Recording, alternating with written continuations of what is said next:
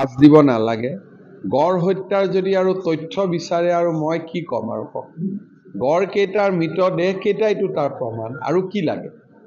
কিছুমান বস্তুটো তথ্য নালাগে আৰু মোৰ বিপক্ষে যি আছে মোৰতো খোলা কিতাপ কিমান পেপাৰ টিভি মিডিয়াই আজিলৈকে মোক এৰিছে নেকি অপাৰেশ্যন কৰিব গতিকে আৰু এবাৰ সাৰ্জাৰী হৈ যাওক মোৰ কি আপত্তি আছে মোক কোনটো মিডিয়াই সাৰ্জাৰী কৰা নাই আজিলৈকে গতিকে আৰু এবাৰ সাৰ্জাৰী কৰিলে মোৰ কোনো আপত্তি নাই কিন্তু গড় কেইটাৰ মৃতদেহ কেইটাক মই এটা মৰা গড় কেইটাক নাই মৰা বুলি কেনেকৈ কওঁ সেইটোতো মই পাপ কৰিব নোৱাৰো নহয়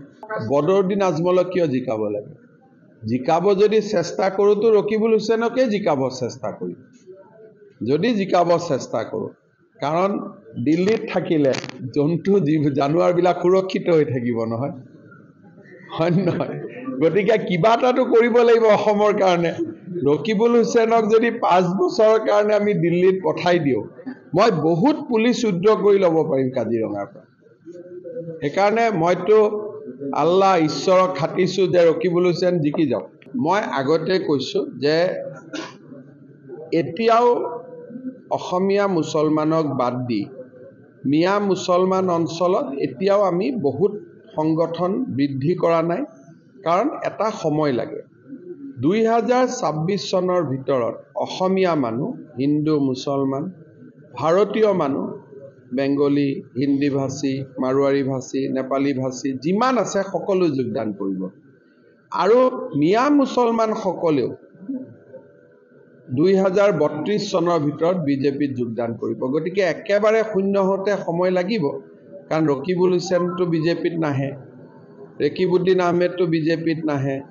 জাকিৰ সিকদাৰ নাহিব নুৰুল হুদা নাহিব গতিকে নাহা লিষ্ট এখনো আছে কিন্তু মোটামুটি ৰাজীৱ ভৱনত আপুনি আমি যেনেকৈ ইয়াত শংকৰ উৎসৱ পাতো ৰাজীৱ ভৱনতো খালি এটা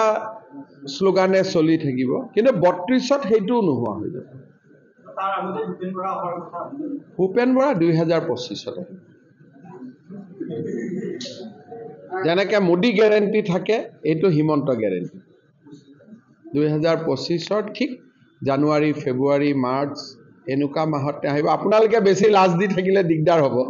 আপোনালোকে একো এই প্ৰশ্নটো মোক সুধি নাথাকিলে 2025ত আহিব কিন্তু লাজ দি থাকিলেতো অলপ দেৰি হ'ব গতিকে আপোনালোকে যদি হিমন্ত গ্যাৰেণ্টিটো সফল হোৱাটো বিচাৰিছে তেতিয়াহ'লে বেছি লাজ দি নাথাকিব কাৰণ তেওঁকতো আমি সন্মানেৰেহে আনিম আমিতো তেওঁক বিধায়ক কৰিব আনিম মন্ত্ৰী কৰিব আনিম এতিয়া তেওঁ মুখ্যমন্ত্ৰীও হ'ব খুজিছে আমি সেইটোও চিন্তা কৰিম বিজেপিৰ পৰা যে যদি ভাল মানুহ এজন মুখ্যমন্ত্ৰী হয় আমাৰ কি আপত্তি আছে গতিকে বিজেপিয়েতো আমি নেতা বনাও মইতো কংগ্ৰেছৰ পৰা আনি মোক বিজেপিয়ে মুখ্যমন্ত্ৰী পাতিছে গতিকে কংগ্ৰেছৰ কোনোবা নেতাৰ যদি মুখ্যমন্ত্ৰী হোৱাৰ ইচ্ছা আছে তেওঁ বিজেপিত আহিব লাগে